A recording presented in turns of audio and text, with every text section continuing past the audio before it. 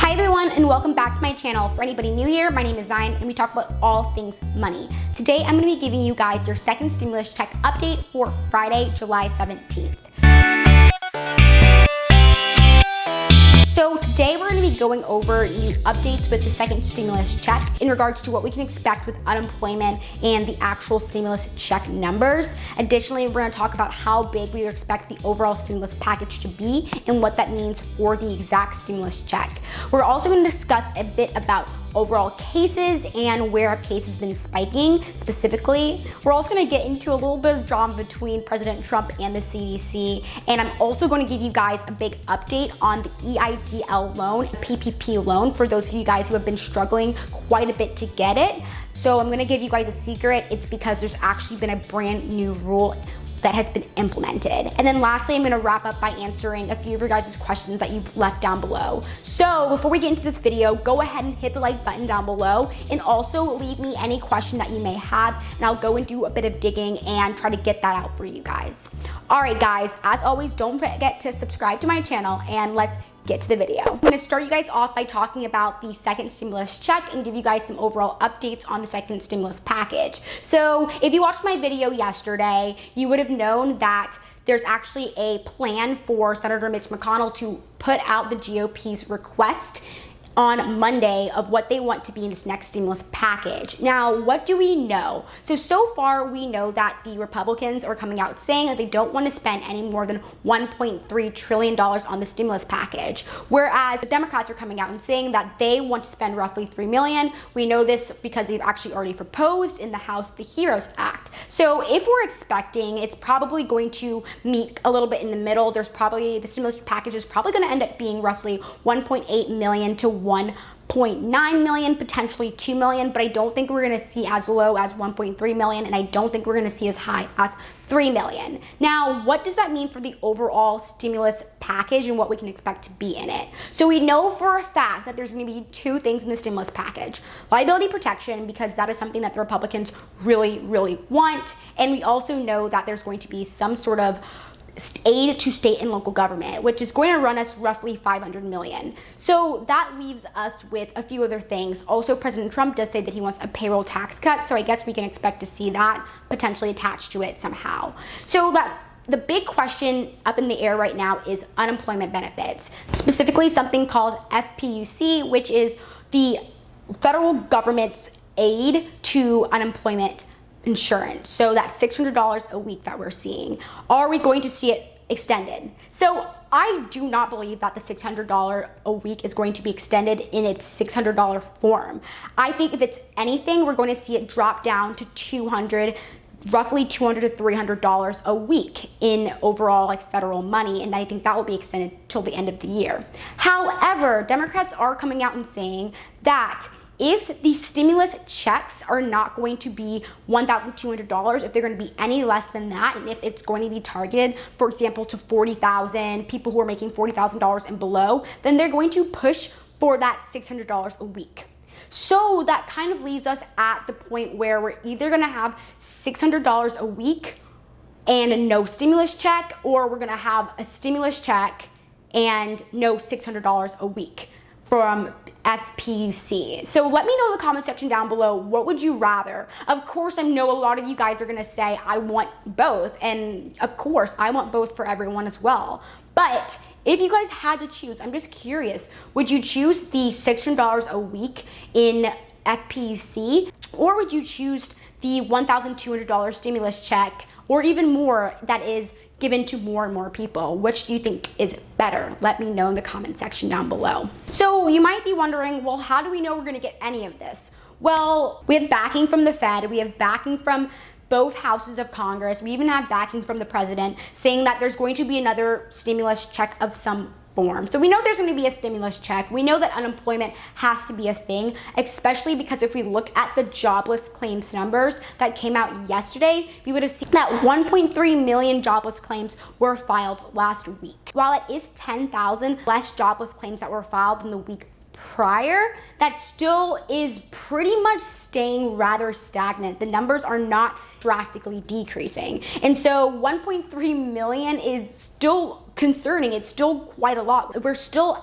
adding massive jobless claims. And also another concerning factor is we're seeing that spikes across the country are leading to lockdowns. And if you watched my video yesterday, you would have seen my explanation of how a spike in overall cases in a specific state leads to lockdowns, which in turn leads to furloughs. And so every day I feel like we're seeing more and more spikes in cases, especially across the entire world. For example, Japan came out and said that they have a new record all-time high in cases, and we know that the United States, every single day we're getting new record all-time highs. We can't seem to really get this under control. And we're even seeing this new spike in 37 states now. And so it's very concerning. And so the question is, why can we not see an overall taper or even decrease in the number of cases every single day? And, there's different reasons for it, but I honestly think it's because for some reason we cannot get on a united front of what we should do. And I think that we have certain people or certain officials who are saying certain things, and then other people are kind of contradicting what they're saying.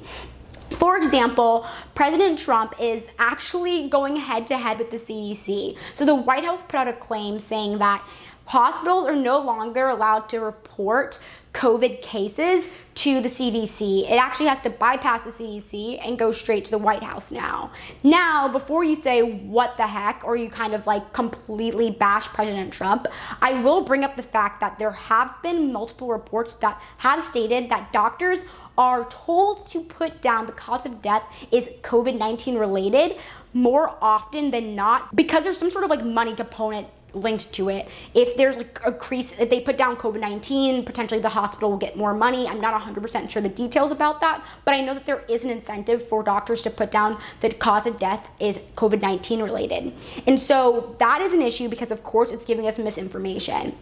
But on the other hand, I would say that President Trump and the White House on a whole, they're really concerned about overall numbers, because if we see more and more numbers and we see more and more deaths from COVID-19 related purposes, it does make the White House look extremely bad. So on the other hand, it is possible that the White House wants this to get to them just because they want to kind of change the narrative and make it look like we're actually doing better, a lot better than we actually are doing. So there's definitely concerning factors on both ends. And I always want to bring you guys the news that is extremely bipartisan and that we're looking at both sides. So what does this mean exactly? I think it means exactly what we have all pretty much been saying. We know that there's going to be some sort of stimulus check. We don't know how much. I think that we're all just kind of sitting on the edge of our seats, really waiting for Monday, July 20th to come, because not only is that going to be the day that we're going to get a little sneak peek and decide what the Republicans in the Senate are thinking,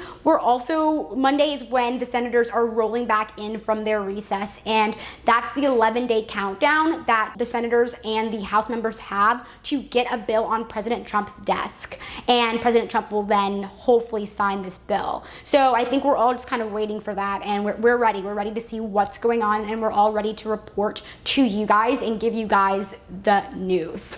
So moving on, I want to talk about EIDL loans and the PPP loan update. So I know that there's been so much drama with this. So much drama. I don't know what is going on. Well, I do know what's going on. So first they came out and said that if you filed for this, you would get a $10,000 loan. And then it was changed to this $1,000 loan per person. And then they were asking for tax returns. And it was just this whole drama. And we saw that a lot of people who had been trying to get the EIDL loan for a really long time had a lot of trouble getting it. And then when they changed the rules, all of a sudden, it was in this influx of new people who have just applied who got the loan. And so the EIDL loan officers actually have decided to change the rule. And so they've changed the rule to say that you have to prove that you had a bank account for your business, so a business bank account before the pandemic. And basically why this happened. So you guys may know that the overall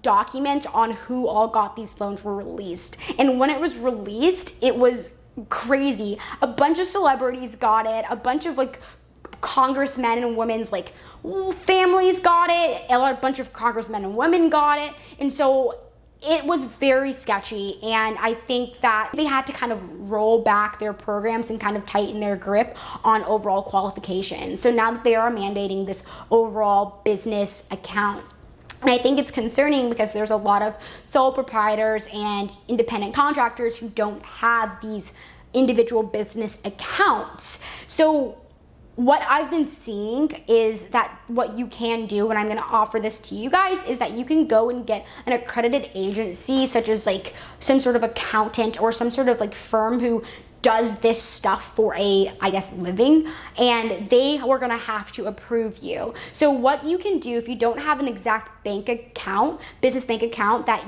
was like up and running before the pandemic, then you're able to present your 2018 and 2019 tax returns and then all of your financial paperwork to this agency or to this accountant. And the whole goal with that is to essentially prove that you were a functioning business before the pandemic, because you cannot have been a sole proprietor or a person who just kind of created this imaginary business as soon as the pandemic hit in order to kind of benefit off of the money, which is what quite a few people were doing. So I really hope that helps. Leave a comment down below if you have any more suggestions as to how people who don't have like functioning business accounts can actually apply for and be approved for this loan. So next I wanted to answer a question that you guys left in the comment section down below. So please remember, go ahead and leave a question in the comment section down below if you have any questions that you want me to answer in the next video.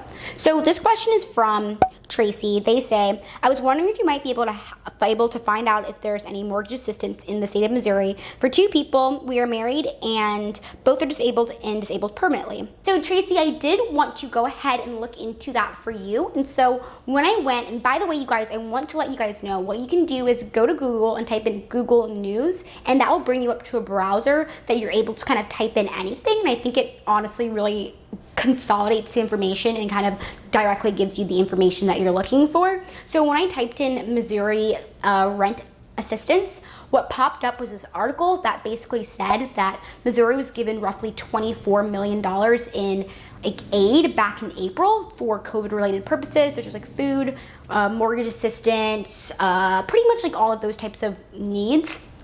And I specifically saw a little portion that said that there was a department that was actually working to give an extra $9 million worth of stimulus specifically towards rent and mortgage assistance. So I went and then typed that department into Google to see what popped up, and what popped up, I clicked on that little website, and I'll show you guys where you can go and you can see, Tracy, there's this like mortgage, there's like this housing assistance specific link, and when you click on it, you're able to see all of these different boxes. So because I don't really know where you live in Missouri, I'm not sure which county you live in, for example, and so I think different counties are giving away different types of packages, but you can go here and then enter in more information that's specific to your family, and hopefully there will be some sort of assistance to help you guys out.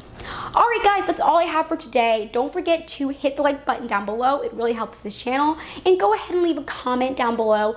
Just you can even say something nice, just like Tracy did. I really appreciate that. It takes a lot of hours to find information, film videos, and to edit, and I'm a one-woman show. So I hope you guys subscribe, and I'll see you tomorrow. Bye guys.